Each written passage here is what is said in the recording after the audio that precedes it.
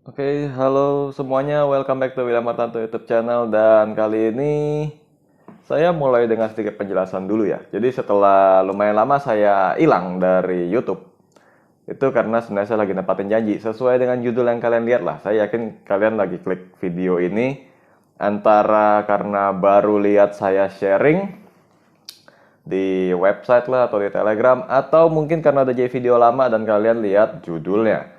Ya, cuman memang cukup lama saya sempat hilang dan banyak yang nanyain memang. Kalau menurut tim saya ada yang cuman nagih konten, ada yang memang serius nanyain karena belakangan ini ada beberapa akun palsu di medsos yang lagi ngata-ngatain saya. Saya sih jujur aja nggak peduli. Ya memang awalnya agak kaget sih karena saya jika dikasih taunya sama orang-orang lain yang ikutan diteror. Tapi akhirnya saya pikir ya udahlah, akun palsu juga ngapain diladenin.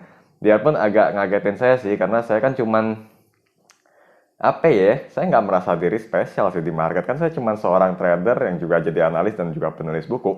Jadi kalau sampai ada yang mau berbuat kayak begitu, ya antara malah bangga gitu. Karena kalau menurut saya kalau orang sampai mau dijatuhin berarti udah di atas. Kalau masih bawah nggak perlu dijatuhin gitu kan. Tapi intinya pada video kali ini saya berusaha nepatin janji dan kita sampai juga akhirnya di vlog yang kali ini. Ngomong apa gue barusan? Jadi intinya sih di video ini adalah hasil dari hilangnya saya beberapa lama di YouTube karena saya menepati janji tentang penggunaan MACD. Saya lupa di vlog saya yang mana banyak sih yang nanyain apa namanya kayak ditunggu ya Pak tentang vlog bikin MACD-nya yang benar. Saya harus jelasin dulu sebelum kita mulai bahwa ini bukan teknik yang benar, tapi saya lebih kepada jelasin apa yang udah works di portal saya supaya saya bisa share ke teman-teman, siapa tahu works juga di teman-teman semua. Karena kalau mau cari yang benar, lihat di Modo atau jurnal internasional aja. Kenapa? Karena kalau udah diakui secara internasional ya udah bagus. Kalau saya kan cuman kayak iya cuman dites di saham Indonesia, di portal pribadi, apa yang saya share bisa aja cuman cocok di saham-saham tertentu. Baik oke lah ya, namanya juga segala cara. Siapa tahu nanti ada yang coba and works gitu ya. Dan soal yang tadi saya mention soal teror-teror di awal itu, saya cuman bilang kalau ada teman-teman di sini yang kena juga, teman nggak berani ngomong gitu ya karena juga kaget gitu nama saya dibawa-bawa. Ya saya sebelumnya sorry banget Anda jadi kena ikutan diganggu, tapi cuekin aja lah. Saya kalau sampai memang bikin salah, saya udah hilang dari medsos lah, takut sama netizen. Tapi karena saya masih muncul nggak takut, ya cuekin aja. Memang sih saya bukannya nggak akan apa-apain juga. Kalau emang udah kebangetan, makin banyak orang diganggu, pada waktunya kita tindak juga. Tapi untuk sekarang, market lagi bagus, kenapa gue harus peduliin akun palsu gitu. Dan kenapa juga harus pakai akun palsu kalau emang mau jadi apa istilahnya kayak whistleblower ya. Keluar aja pakai akun asli, gue juga nggak bisa apa-apain gitu kan. Tapi ya udahlah, itu nggak penting, market lagi bagus. Lagi ini ngomong-ngomong ini udah Desember 2021, udah deket-deket akhir tahun. Saya mungkin cuma rilis 2 atau 3 video termasuk yang satu ini. Jadi kalau bikin 2 ya berarti nanti muncul satu lagi. Kalau 3 ya kita muncul 2 lagi vlognya. Tapi kalau misalnya ya sesuai kondisi aja lah. Yang jelas window dressing itu ada atau enggak, saya bilang ada. Cuman memang kali ini agak di luar perkiraan karena di HSG-nya nggak berasa ya. Tapi kalau Anda tahu pilih sahamnya, jauh lebih enak daripada di bulan Oktober sama di bulan November. Dan tekniknya inilah yang akan saya bagiin. Karena siapa tahu sisa-sisa bulan Desember 2021 ini, kalian akan ngeliat atau ngerasain yang sama, dapat cuan yang lumayan gampang gitu di market. So, kita mulai aja dulu. Nah, untuk kali ini yang sudah saya tes itu di saham MPMX, Mitra Pinastika Mustika. Emiten apa ya? Saya cuma taunya grup Saratoga doang sih, cuman saya nggak tahu persisnya apa namanya ini emiten apa. Yang penting indikasi aja lah ya. Namanya juga trader, nggak usah terlalu pusing sama latar belakang dari emitennya. Yang penting Anda tahu apa yang Anda beli dan indikasinya mau naik atau enggak. Karena tugas trader bukan kenal emitennya, tapi kenalin momentumnya. Nah, di sini udah saya munculin candlestick, volume, sama MACD. Karena itulah yang akan saya bahas buat Anda semua. Kalau ngomong dari awal tahun, ya nggak seru sih. Maksudnya kayak Kalau timing saya belinya yang nanti saya jelasin, Anda akan bilang, kok baru beli sekarang? Tapi siapa juga yang kepikiran untuk beli saham kayak begini sekian lama gitu kan? Baik, oke, saya selalu ngincar MACD itu biasanya dimulai dengan adanya kejatuhan harga dulu. Kenapa harus ada kejatuhan harga? Karena ya itu paling cepat untuk jenuh jualnya. Dan kebetulan di sini MACD-nya langsung drop bersamaan dengan pembagian dividen ya. Ini dividen tanggal 8 Juni, harganya ngedrop banget. Buat yang di member-member WH Project pasti masih inget sih. Pernah direkomendasiin di sekitar 7.15, terus kita rekomendasiin lagi beberapa kali. Sampai sekarang dari 1150 bahkan sempat 1245. Apa sih yang bikin saya tertarik? Ini adalah cara manual yang bisa dilakukan tanpa mempunyai sistem sama sekali. Yaitu menggunakan MACD. Pertama, setelah adanya kejatuhan harga, MACD histogram juga sampai ngedrop, Anda butuh kondisi golden cross dulu. Ya, di sini kebetulan terjadi 9 Juli golden cross. Biasanya nih akan ada denialnya begini. Golden cross sih golden cross, tapi sahamnya kan nggak gerak. Nah, nggak masalah. Kalau misalnya saham itu sideways, ketahuilah bahwa saham yang sideways itu adalah kesengajaan untuk tidak membiarkan saham bergerak liar. Tapi juga nggak dikasih turun kan. Makanya kalau Anda lihat di sini, saham MPMX juga main-main sekitaran ya 690 aja. 690 naik lagi, 690 naik lagi. Tapi naiknya juga ketahan sampai 735. Nah, kalau saya disuruh berhadapan sama saham begini, saya mungkin nggak berani ambil di 690. Saya lebih pilih ambil tengah-tengah. Kenapa? Supaya 690-nya kalau breakout langsung jadi stop loss.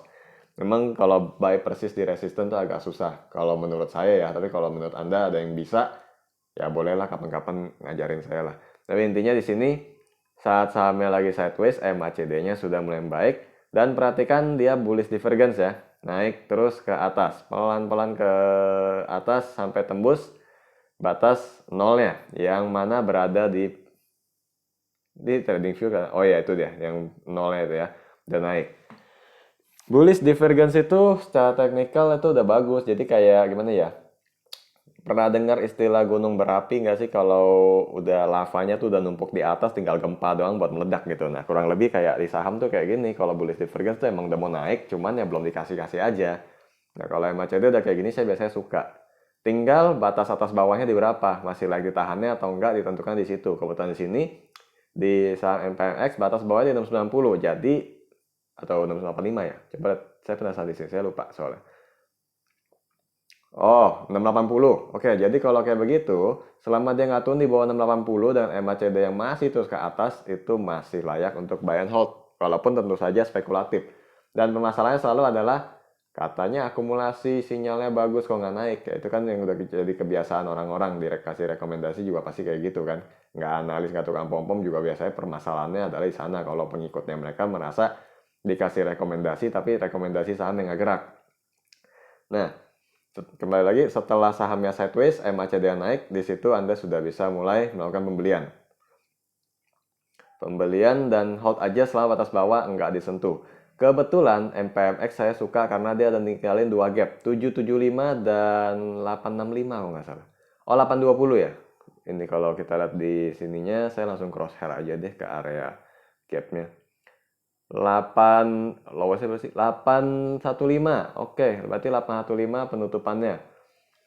Saya kebetulan sudah pernah rekomendasi, tapi saya sendiri ada beli harga bawah dengan tidak sempat bikin screenshot ya, namanya juga trading. Tapi saya ada sempat melakukan pembelian lagi di sekitar area ini di 865. Ketika dia mulai peningkatan volume. Kalau nggak salah sih saya di tanggal awal Desember inilah. Jadi saya cuman hold sekitar 10 hari udah dapat hasil. Ya itu nama strategi masing-masing sih. Ada yang mau beli bawah nunggu atau yang mau langsung pas breakout aja biar lebih cepat. Saya bisa lakukan keduanya. Ya, terus saya lakukan pembelian dan saya lihat di sini MACD-nya masih bagus ya, walaupun sempat dead cross. Kalau dead cross gimana nih? Biasanya pertanyaan orang-orang adalah, kalau misalnya sama dead cross harusnya in teori kan jual. Kayak pernah diajarinnya sih kayak gitu ya. Emang saya nggak pelajarin terlalu dalam soal teorinya, tapi katanya sih kalau dead cross jual. Saya mempertanyakan dalam pelajaran MACD ini, gunanya histogram itu apa sih? Memang sih katanya MACD histogram itu cuma selisih antara dua garis sinyal lainnya doang. Tapi saya membuat aturan seperti ini loh. Di bulan Juli MACD histogramnya drop banget, di sini juga turun tapi nggak lebih dalam ya, istilahnya higher low ya. Jadi kalau masih higher low, saya kira nggak ada alasan paniknya sampai hari ini. Ya udah, saya santai aja, simpen aja. Tapi kalau misalnya sampai sinyal lainnya turun di bawah yang nol, garis nol yang paling kanan itu, saya mungkin kabur. Ternyata ya syukur-syukur nggak terjadi, makanya vlog ini bisa ada. Ya jadi begitu dia lanjut naik lagi, saya simpen terus dan kemarin saya baru take profit sekitar berapa ya? Saya nggak jual di highest sih, tapi ya intinya udah take profit. Kita coba intip sebentar deh. Nah ini dia, ini sebelum saya jual nih. Seperti yang Anda lihat di sini, MPMX dengan gainnya 36,31%, cuman untuk angkanya semua saya tutup ya. Seperti yang saya mention di awal, kemarin ada efek, sebelum video ini bikin sempat ada efek-efek yang cukup mengganggu orang-orang karena saya diserang hater. Jadi ya kadang tadi saya nggak mau tunjukin sih, cuman kebiasaan saya adalah kalau saya mau ngajarin orang ya sebisa mungkin saya jalanin juga supaya Anda lebih percaya juga bahwa saya nggak asal ngomong gitu kan. Jadi ya itu juga persyaratan buat saya sih kalau saya mau ngajarin orang, bahwa kalau gue mau ngajarin orang satu metode, gue harus benar-benar kuasain. Caranya gimana? Tradingin aja dulu. Kalau gagal, mendingan nggak usah diajarin. Atau kalau memang ada niat baik, sharing aja, paling diketawain kan, nyoba-nyoba gagal. Tapi kalau misalnya berhasil, pede aja ajarin gitu. Nah, saya abisin tuh sampai all in, jujur aja. Yang jelas nominalnya saya nggak perlihatkan, karena kalau diperlihatkan saya nggak tahu nanti kayak apa lagi, orang-orang yang nggak demen sama saya nanti kena teman-teman yang lain juga. Intinya di sini saya bener-bener penuhin ya, saya udah beli di sini. Nah, jadi sebenarnya nggak terlalu sulit ya kalau sudah tahu caranya. Jadi ya memang semua metode gampang sih kalau tahu caranya. Cuma maksud saya kalau penggunaan MACD tadi, pertama kalau dia habis ngedrop jatuh itu akan jauh lebih menarik. Ya karena kita dapat base-nya benar-benar di berapa. Base itu maksudnya base dasar ya, di berapa ya, kalau istilahnya bottom ya. Nah, lalu pas MACD-nya mulai golden cross itu sudah masuk radar pertama.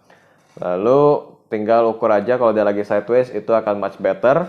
Ukur batas bawahnya di berapa, dan selama batas bawahnya enggak ditembus, it's okay, simpan aja. Stop lossnya hanya kalau ditembus, berarti ya sideways-nya gagal gitu kan. Ini kan metode yang benar-benar pure technical.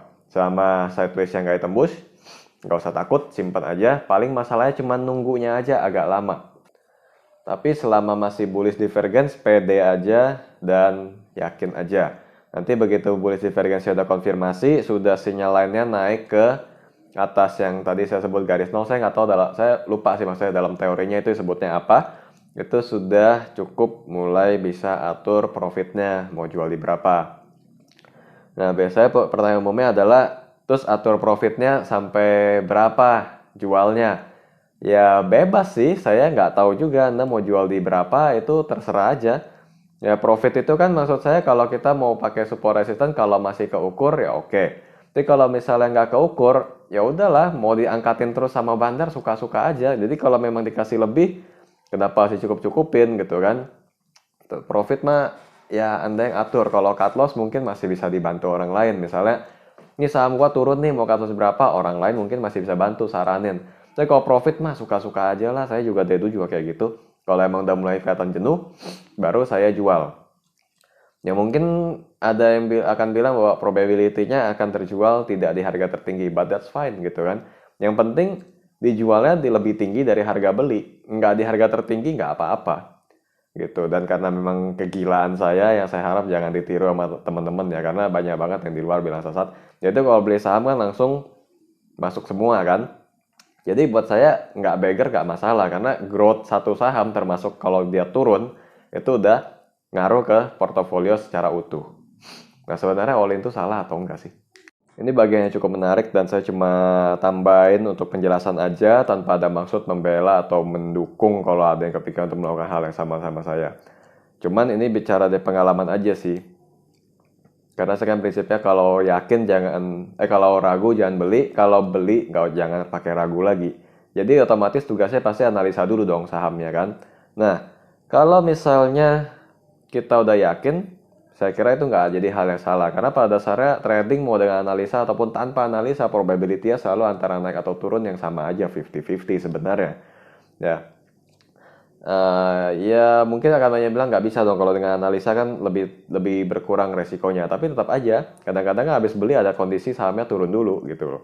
Jadi itu yang saya maksud bahwa mau secanggih apapun analisa atau sistem yang Anda pakai, pada akhirnya habis beli saham itu cuma antara naik atau turun.